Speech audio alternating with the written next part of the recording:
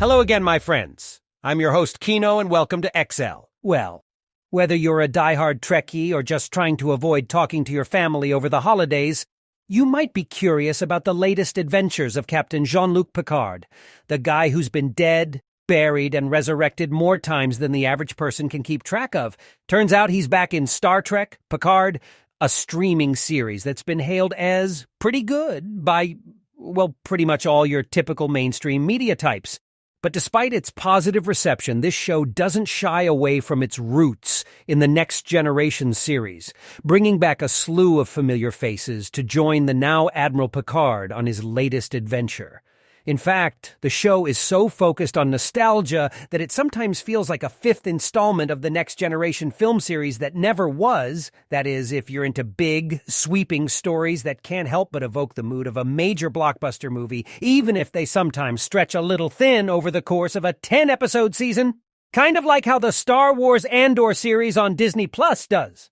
Of course, the season's not all old faces and familiar places. Picard also enlists a new crew, including Raffi, a troubled but capable crew person from Picard's past, and Seven of Nine, a legacy character from Star Trek Voyager. Plus, there's a new villain named Vadic, played with gleeful sadism by Amanda Plummer, who seems to be having a blast playing the bad guy. Without getting into spoiler territory, we can say that the series is doing its best to give its supporting cast room to shine. From Worf's somewhat incomplete conversion to pacifism, to Riker's unresolved feelings about the death of his son.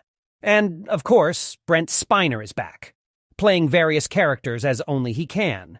But even with all this going on, it's hard not to feel like the show is running out of steam by the time you reach the mid-season point. Maybe it's because the showrunners are trying to cram too much nostalgia into each episode, or maybe it's just that we've seen this all before, which seems pretty par for the course in all these intellectual properties.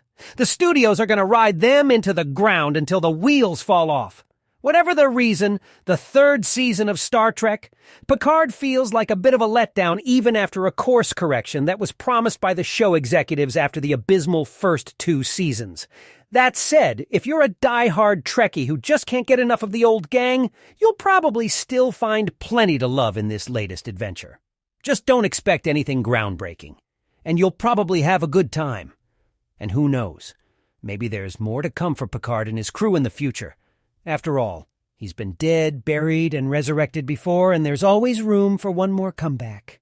Thanks for watching. Please remember to like and subscribe.